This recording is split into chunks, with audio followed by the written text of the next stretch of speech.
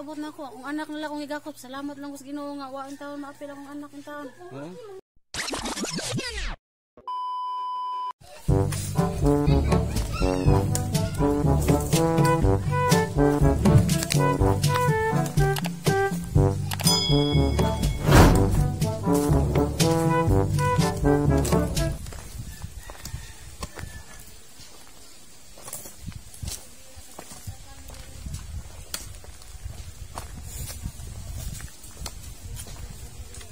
Hello guys, ngayong araw dinalaw namin yung isang pamilya na nag-text sa atin na nasunugan sila ng bahay.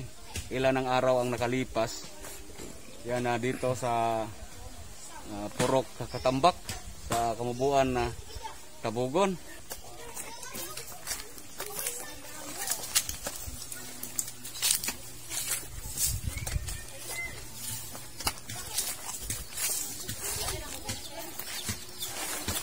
Dali are. Yan, dito po yung bahay na nasunog. Yan, nandito po si Joselito. Yan. Abay, Joselito. Joselito, pangalan mo na? Yan. Kailan pa ito nasunog? Tagal na? July 21. July 21. So, yan guys, nag-text po sa atin ang pangyayari sa kanilang bahay. Si Joselito po ay ano po yung trabaho mo, Joselito? Nag-umarami sir. Nagsasaka. Ano po yung sinasaka ninyo? Mais. Mais? Malayo ba dito yung ano mo, sinasaka mo? Malayo sir. At yung asawa mo nandito na. Si ate Merijen. Merijen, no? Merijen sir. Ate Merijen. Kakauwi lang ni Ate Merijen galing po sa restaurant. Restaurant. Pwede kita makausap Ate Merijen.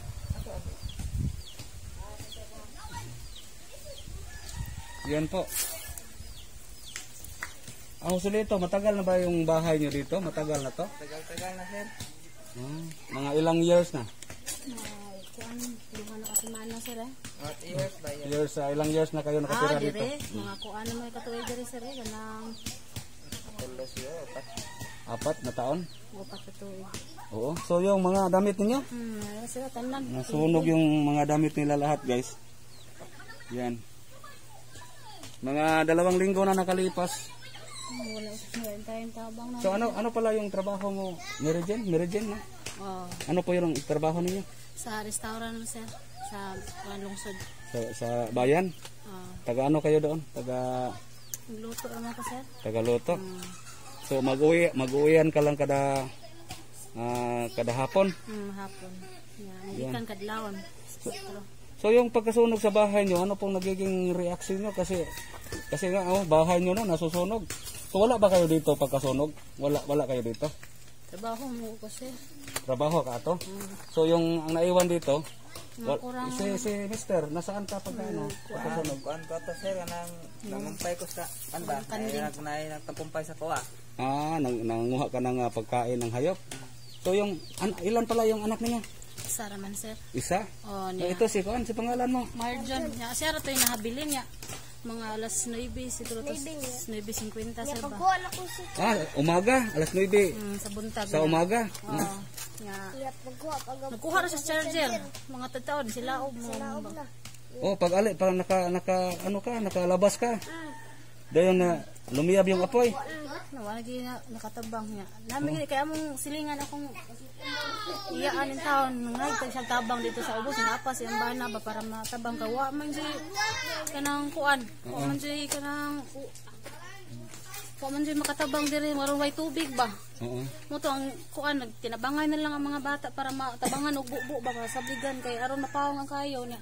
Akong uyuan nakauli may gani kay tabangan nila og kuan lang tubig na hurot og bubo kay aron di makatabok silang bay kay ito po kakasimula ba sa tiyahin mo. So muntik ka nang din kinain ng apoy no. So yung mga bahay dito sa paligid i-off ang plangka sir para dili madamay sir ba. Kano mo yung mga bahay dito sa paligid? Pita sa akong lolo. Lolo mo? Ako ara ginaog daw tanan bugas, sinina, plato, kutsara. Namisa na ako. Tanan, radio, TV. Adin habilin sir. Luhod na lang ko. Ano ba ito mahimo? Lockdown naman pag-abot na ako. Ang anak nila akong igakop. Salamat lang ko sa Ginoo nga. Wain taon maapil akong anak ng taon. Oo. Ilang taon ka na? Ilang taon? Pila na imong edad? 10. 10 ka na? Nag-aaral ka? Yan na. So ano po yung naramdaman ninyo na nawala na yung bahay ninyo? Nas paghilak sir. Kaya ano maging mahimo? Wala gitanan. Among bugas. Bigas ninyo na ano din? Purot sunog. Kanang butang. Wala gitanan. Wala may sinina tanan. Wala kayong pira na nahipusan dyan na natupok ng apoy. Naagid to sir. Mga dismil dito sir. Horot dito kasunog. Napil man to sa Biblia na kong butang. Mga 2,000. Yan. Sagunta sa mama. Oo. Unahon na ako. Magkahilak ko wala gitanan. Oo.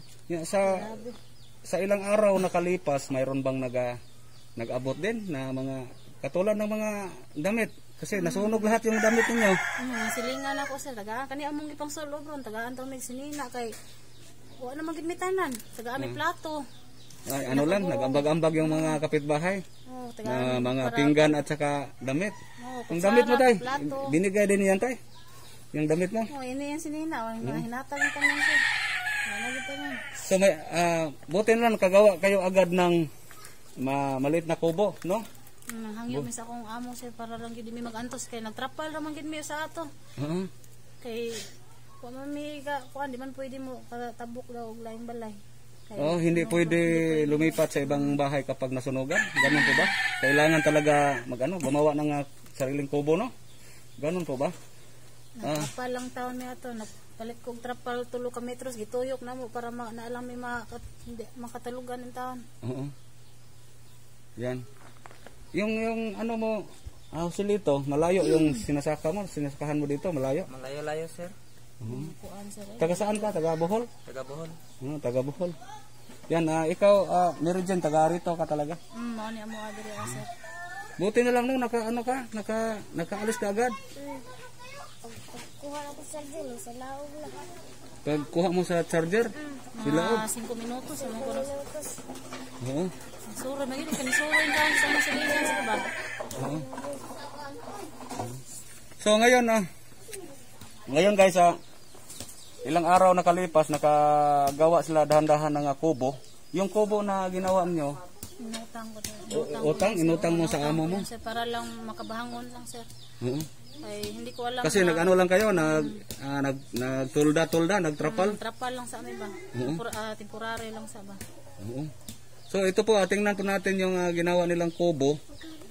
Yan, tingnan natin. Ate, yung ginawa niyang kubo. Mayroon silang ginawang kubo. Yan.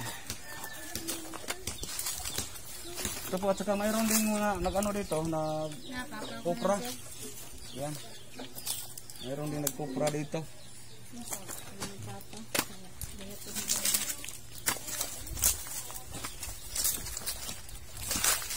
So, mayroong nagkupra dito, bro.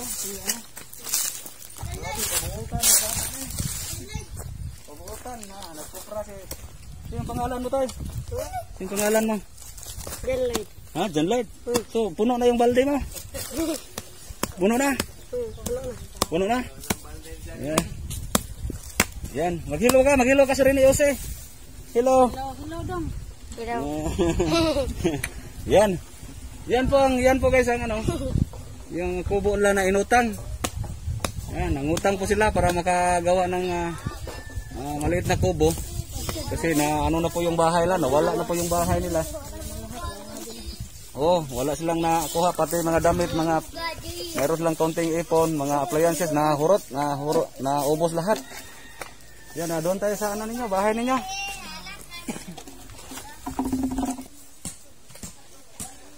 So yung ate, yung tubig niyo dito, wala bang problema sa tubig kayo dito?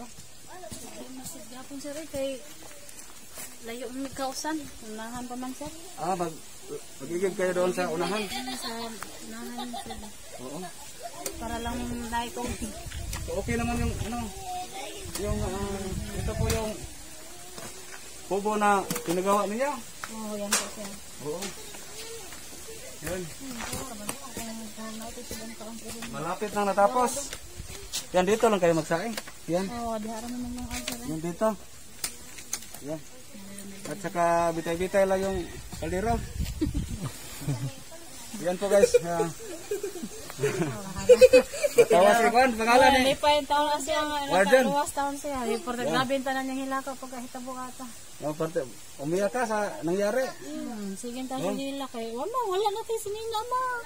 Wala tayo mahimo doon kay wala na. Huwag daw naman na. Salamat lang tas Ginoo nga. Buhi ang taong ka kay trabaho. Biya ko atong siya. Dali taong gugulo niya.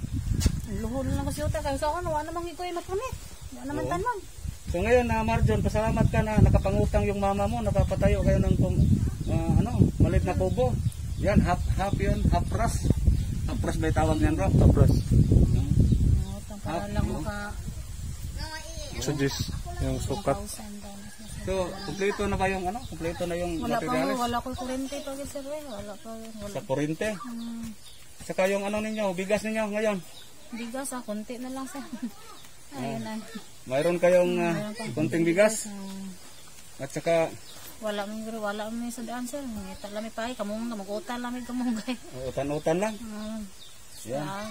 Buhi lang yan. So yung trabaho mo, patuloy yung trabaho mo doon sa Sa karinderya sir. karinderya. Oh, okay lang sir. So yan po. Yan po guys. Sa ngayon ate. Yan. Anong nangyari dyan bro? Yan ang Nabasag. Oh. Yan ngayon mayroon kaming konting tulong sa inyo. Sa damit mayroon ding mga nagbibigay ng damit. Naghatag sila ka buok taon sir. Naghatag taong mga sinina, plato para lang mo namin magamit yung taon baka wala naman dyan tanan. So ang importante talaga mayroon kayong matulugan. At saka Muna ning kamot nang pangutang saan taon sir. maganda din yung lugar nyo dito kasi dito sa ilalim ng niyugan at saka mayroong dyan tugas, ano bang kahoy na yan mahogani. So hindi po mainit, napakagandang lugar po. Oo. Yan, malamig po dito. Yan po sa ngayon mayroon kaming konting tulong sa inyo sa ngayon. Sana makatulong sa inyo. Makabilis tutoy ng chinilas. Chinilas At din. saka dagdag damit. Mayroon pa kayong bigas, no? So ito po, mayroon po kaming konting tulong sa inyo. Yung sinilas mo to tinalian mo lang ng straw. Yung sanilas mo, Toy. Tinalian mo lang ng straw. Mga na lang taong straw sa sir kayo. Importante. Buhi lang hapon na nga. Salamat sa Ginoo. Yan, nagpapasalamat sa Panginoon na ligtas wala pong sa nasaktan sa pangyayari. Ito po, mayroon tayong 3,000. Salamat kayo sir ha. Bili ka ng sanilas ha. At saka dagdag damit. Sige ito, 3,000. Salamat kayo sir. Dagdag ng katabang. Yan ang Nakainin tabang sir ha. ang donors natin si Binos Sato sa Japan. Binos Sato sa Japan, ma'am, maraming salamat po sa inyo. Dako nakainin tabang sa mga sir. Oo. Wala pong anuman ate. Maraming salamat kay Bino Sato sa tulong niyo, malaking tulong na po to sa amin.